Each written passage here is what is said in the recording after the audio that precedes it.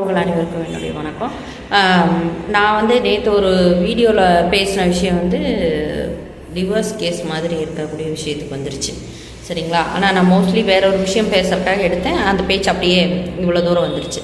சரி, இன்றைக்கி அதனுடைய மீதி பகுதி சொல்கிறேன் பாருங்க. அப்போது அந்த கோர்ட்டில் அவங்க கவுன்சிலிங் கொடுக்குறவங்க பேசுறது, இவங்க கண்டிப்பாக அந்த கோர்ட்டில் கவுன்சிலிங் கொடுக்குறவங்க இது கேட்டாலும் சரி, அல்லது கவுன்சிலிங் எடுத்துக்கிறவங்க கேட்டாலும் சரி, நீங்கள் கவுன்சிலிங் கொடுக்கும்போது அந்த குழந்தைகளை கூப்பிட்டு விசாரிக்கிறதாகட்டும், அல்லது அந்த பொண்ணையோ பையனையோ வச்சு நீங்கள் விசாரிக்கிறதாகட்டும், உங்களை விசாரணையினுடைய கேள்வி, நீங்கள் கேட்கக்கூடிய கேள்வி அந்த அவங்களுக்குள்ள மனசுக்குள்ள இலைமறைக்காயாவோ அல்லது வேறு ஏதாவது ஒரு சொல்லத்தக முடியாத ஒரு சூழ்நிலையை நிறைஞ்சிருக்கிற மாதிரியாகவோ இருந்ததுன்னா முதல்ல பையனை விசாரிச்சுக்குங்க. ரெண்டாவது பொண்ணுக்கு கவுன்சிலிங் கொடுங்க. அதுக்கப்புறம் ரெண்டு பேரும் பேசுகிற அந்த முழுமையான உண்மையை நீங்கள் தெளிவாக அதில் வாங்கிடுவீங்க. ஏன்னா தனியாக பேசும்போது அவங்க இல்லைங்க நாங்கள் இந்த மாதிரி யோசிக்கிறோம், இந்த மாதிரி பண்ணுறோம் அப்படிங்கிற விவரத்தை அவங்க சொல்லுவாங்க. அந்த விவரத்தை சொல்லும் போதே நீங்கள் கேட்கக்கூடிய கேள்வியிலேயே உங்கள் மனைவி உங்ககிட்ட இருந்து தகாத உறவாக வேறு யாரு கூடயாவது பழகிறாளா, முதல்ல அதுக்குண்டான ஆதாரம் என்ன, இங்கே அதுக்குண்டானதெல்லாம் ப்ரூஃப் வச்சுருக்கிறீங்களா? சரி, அதனால் குழந்தைகளுக்கு ஏதாவது வகுத்து கொடுக்காமையோ, குழந்தைகளை படிக்க வைக்காமையோ, இல்லை குழந்தைகளுடைய தேவைகளை ஏதாவது பூர்த்தி செய்யாமையோ ஏதாவது இருக்கிறாங்களா அப்படிங்கிறதையும் தெரிஞ்சுக்கணும். ரெண்டாவது, பர்சனலாக தாம்பத்திய உறவில் உங்க கூட அவங்க கலந்துக்கிறாங்களா இல்லையா, இல்லை அது சம்மந்தமாக உங்களுக்கு மனசில் ஏதாவது வேதனை இருக்கா? இப்போ இந்த அளவுக்கு கேள்வி கேட்குறதே ரொம்ப கம்மியாக இருக்குது. இல்லை நீங்கள் ஒருத்தர் போய் உட்காந்துக்கிட்டு மற்றவங்களையெல்லாம் சொல்லாதீங்க, இந்த மாதிரியெல்லாம் அப்படி கேட்டாங்க இப்படி கேட்டாங்கன்னா, யாரோ ஒரு கவுன்சிலிங் எடுக்கிற ஒரே ஒரு சிலர் தான் அதை எடுக்கிறாங்களே தவிர மற்றவங்க கிட்ட இருந்து வார்த்தைகளை அவங்க வாங்கறது இல்லை.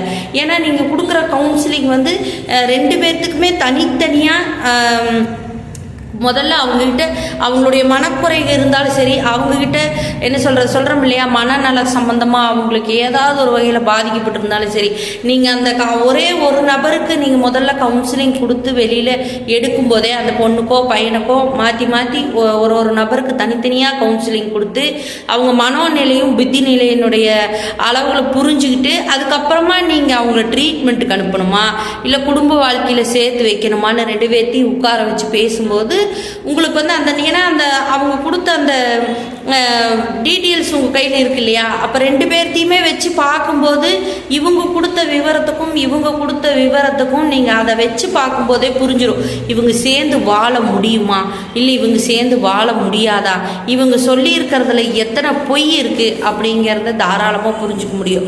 இதுவே நிறைய இடங்கள்ல நடக்குது. சரி, வீட்டில் தான் பிரச்சனை, சொந்த பந்தங்களையெல்லாம் வச்சு பேசுகிறோன்னு சொல்லி சொன்னால், சொந்த பந்தங்களே நான் ஒன்று சொல்கிறேன் என்னென்னா, நீங்கள் வந்தோடனே பையன் வீட்டு சைடில் இருக்கிறவங்க பையன் வீட்டுக்கு தகுந்த மாதிரியாவே பேசுவாங்க, பொண்ணு வீட்டு சைடில் இருக்கிறவங்க பொண்ணு வீட்டுக்கு தகுந்த மாதிரியாவே பேசுவாங்க. அப்போ ரெண்டு பேரும் ஒரு இடத்துக்கு வரீங்க இல்லையா, ஒரு இடத்துக்கு வரும்போது இந்த பொது மனுஷர் இருந்தாங்கன்னா தயவு செஞ்சு அந்த பொது மனுஷரை கம்ப்ளீட்டாக கேட்கறக்கு விடுங்க. ஏம்மா உனக்கு என்னப்பா வேணும், என்ன இதனால் இப்படியெல்லாம் நடந்த அப்படின்னு அதை கேளுங்க. அதே மாதிரி இந்த பக்கமும் உனக்கு என்னப்பா நடந்தது, என்னென்னலாம் சொல்லணும்னு நினைக்கிற சொல்லு அப்படின்னு சொல்லி போட்டு ரெண்டு பேர்த்தையும் தனித்தனியாக விசாரிச்சுட்டு, இந்த பொது நபராக இருந்த ஒரு முடிவு சொல்கிறார் இல்லையா, அவர் ரெண்டு பேர்த்தையுமே தனித்தனியாக விசாரிச்சுட்டு அப்புறம் சபைக்கு கொண்டு வரும்போது நீங்கள் மேற்கொண்டு விவரத்தை பேசுங்க. ரெண்டாவது, இதில் மெயினாக கொலாப்ஸ் ஆகிறதும் ஒரு பிரச்சனை வர்றதும் என்னென்னா, சொத்தோ காசோ பணத்துக்கெல்லாம் கூட நான் இவ்வளோ இது பேச மாட்டேன். அஃபேர், அவங்க எனக்கு தெரியாமல் வேற ஒரு பொண்ணு கூட பழகிறாங்க அப்படிங்கிற இந்த பொண்ணு சொல்கிறதோ, அல்லது அந்த சைட்லேருந்து நான் இவ்வளோ தூரம் குடும்பத்தையெல்லாம் நான் நல்லபடியாக நடத்துகிறேன், இந்த மாதிரி என்னோடய மனைவி வேற ஒருத்தவங்க கூட இப்படியெல்லாம் பழகிறா அப்படின்னு சொல்லும்போது, அப்போ அந்த இடத்துல நடுநிலையான உங்களுடைய தீர்வு இருக்கு இல்லையா, இந்த பிள்ளை மேற்கொண்டு இவங்க கூட சேர்த்து பிழைக்க வைக்கலாமா இல்லை மேற்கொண்டு பிழைக்க வைக்க வேண்டாமா அப்படிங்கிறது நீங்கள் ஏதோ ஒரு தடால் புடின்னு ஒரு முடிவு எடுத்து அவசரமாக ஒரு பஞ்சாயத்து பேசுகிற மாதிரி ஒரு 4 மணி நேரம் 5 மணி நேரம் பேசிட்டு கடைசியில் இவங்க ரெண்டு பேர் சேர்ந்து பிழைக்கட்டும்னு நம்ம அவசரப்பட்டு அனுப்பிடுறோம்.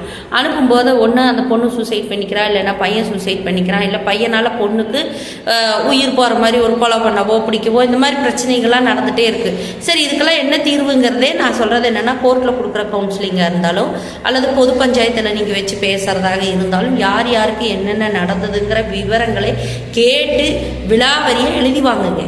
இதுதான் நடந்ததானு. அதுக்கப்புறமா நீங்கள் இந்த பஞ்சாயத்தில் கொண்டு வந்து நிற்க வரும்போது பொண்ணு சைடில் இருக்கிறவங்களே ஓரம் தள்ளுங்க, பையன் சைடில் இருக்கிறவங்களே ஓரம் தள்ளுங்க. இங்கே பார் 2 பேர்த்துக்கிட்டையும் நான் பேசியாச்சு, உங்கள் 2 பேர்த்துக்கு நடுவில் இருக்கக்கூடியது அது என்ன பிரச்சனைன்னு அவங்க தனித்தனியாக சொல்லும்போதே உங்களுக்கு யாராவது சொல்லி கொடுத்து பேசுனாங்களா இல்லை வேணும்னே ஏதாவது ஒன்று சொல்கிறாங்களா அப்படிங்கிறத அது நீங்கள் புரிஞ்சுருப்பீங்க.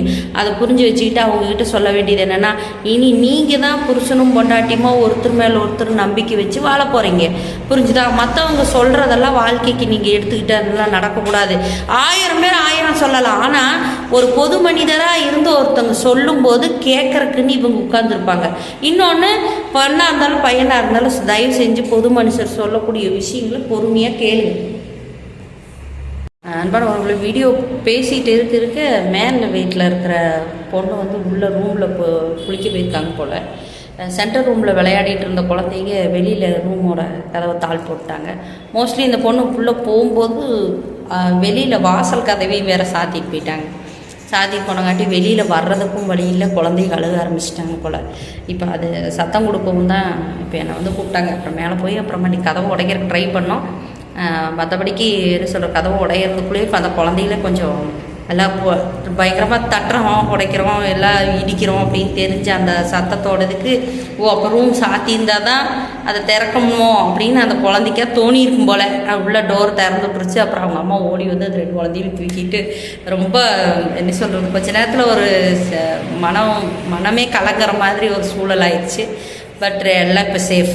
குழந்தையும் அழுகிறத நிறுத்தியாச்சு, அம்மாவும் வெளியில் வந்துட்டாங்க. ஆனால் அம்மாவுக்கு தான் கொஞ்சம் மனசு ரொம்ப பயம், ஒரு மாதிரி அதிர்ச்சியாக இருக்கா. இதில் என்னன்னு கேட்டிங்கன்னா, அந்த பொண்ணு ரொம்ப ஜாக்கிரதையாக அந்த குழந்தைகளை பார்த்துக்குவாங்க, ரொம்ப கவனமாக இருப்பாங்க, ரொம்பவுமே கவனம். அவங்க கவனத்துக்கெல்லாம் குறை கூட சொல்ல முடியாது. பட் இது பப்ளிக் பிளேஸ்க்கு வந்திருந்தாக்கா கண்டிப்பாக அந்த பொண்ணை உண்டு இல்லைன்னு பண்ணியிருப்பாங்க. ஏதாவது ஒரு இல்லை இவங்க இப்படி போனாங்க, இவங்க அப்படி போனாங்க அப்படின்னு சொல்லி பல கேள்விகள் வந்திருக்கும். ஆனால் இப்போதைக்கு ஃபேமிலி சேஃப். சரி, நெக்ஸ்ட் வீடியோவில் மீறி பார்க்கலாம்.